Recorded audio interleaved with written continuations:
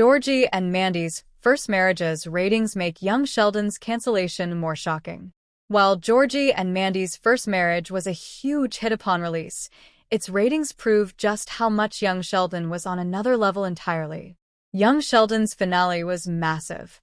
The last episode of The Big Bang Theory's first spin-off didn't come close to replicating The Big Bang Theory finale's ratings, but it was still one of 2024's biggest television events. As such, it wasn't a shock when Georgie and Mandy's first marriage became the biggest sitcom of 2025 in the ratings. The only other sitcom that even entered the top 25 most-watched shows of the 2024 to 2025 network TV season was Ghosts Season 4, and that returning CBS series didn't come close to matching Georgie and Mandy's first marriage Season 1's ratings. However, although Georgie and Mandy's first marriage fared well, the show couldn't recapture the success of its predecessor. A look back on the ratings of Georgie and Mandy's first marriage Season 1 and the final season of its predecessor proves just how much young Sheldon was an outlier in the world of network TV and how surprising its cancellation was. With a premiere audience of 6.56 million viewers, Georgie and Mandy's first marriage started strong. It remains to be seen whether Georgie and Mandy's first marriage Season 2 will be able to replicate this success, but the show's first outing didn't peak with its debut episode. Episode 13, McAllister Otto Loves the Ladies, scored a Season 1 high of 6.91 million according to Programming Insider. Compared to its competitors, this was impressive. On the same network, Ghosts Season 4, Episode 14, Alexander Hamilton and the Ruffle Kerfuffle, earned only 5.41 million, while ABC's Shifting Gears never cracked 5 million viewers after its premiere.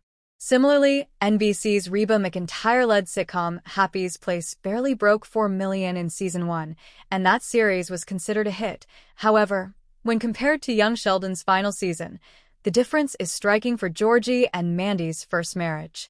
Young Sheldon Season 7, Episode 1, A Wiener Schnitzel and Underwear in a Tree, earned a whopping 7.99 million in February 2024.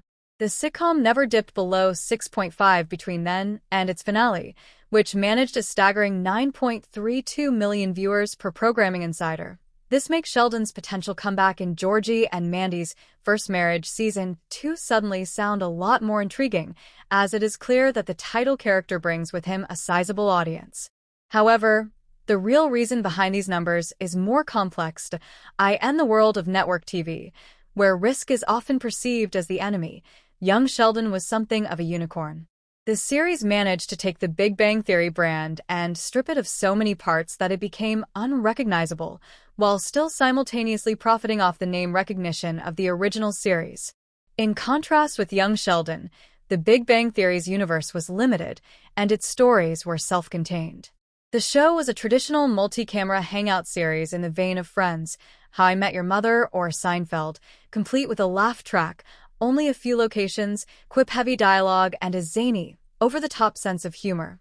Changing just about every ingredient of this success story, Young Sheldon was a nostalgic single-camera family sitcom with no laugh track, a narrator, and a subtler, warmer sense of humor. The show's big inspirations were shows like The Golden Years, Everybody Hates Chris, and Malcolm in the Middle, and its small-town setting could not have been more different from The Big Bang Theory's Pasadena. In recent years, sprawling TV universes like NCIS and Dick Wolf's many shows mean that it is not unheard of for a spin-off to receive a spin-off of its own. However, this is still unusual in the world of sitcoms, and even more unusual considering Young Sheldon's risky formula changes. Young Sheldon took a popular contemporary hangout show set in California, turned it into a family sitcom set in Texas in the 90s, and replaced the entire cast thanks to its time jump. Despite this, the show not only proved a success, but became so unexpectedly successful that young Sheldon managed to spawn another show of its own in Georgie and Mandy's first marriage. It seems like the famously risk-averse network executives mentioned earlier would do anything in their power to keep a show this successful on the air. However, much like The Big Bang Theory's story had to end eventually despite the show's colossal popularity, Young Sheldon's ending was written in stone before the series even began.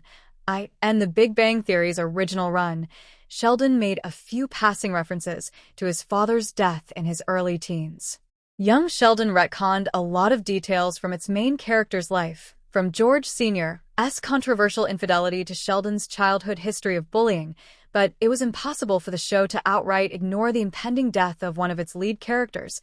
As such, young Sheldon was always destined to end around season 7, since its main character was aging into his teens, the life stage where his father died. While The Big Bang Theory changed its focus and lasted a few more seasons by exploring Sheldon's arc after Leonard and Penny ended up together, young Sheldon didn't have this option. Sheldon became the character that viewers knew and loved from The Big Bang Theory when his father died and he moved to Caltech. If anything, Georgie and Mandy's first marriage was the best way to continue young Sheldon's story semi-seamlessly, even if this did mean inevitably losing a chunk of the earlier show's audience in the process. Enjoy Screen Rant's primetime coverage? Click below to sign up for our weekly Network TV newsletter. Make sure to check Network TV in your preferences and get the inside scoop from actors and showrunners on your favorite series.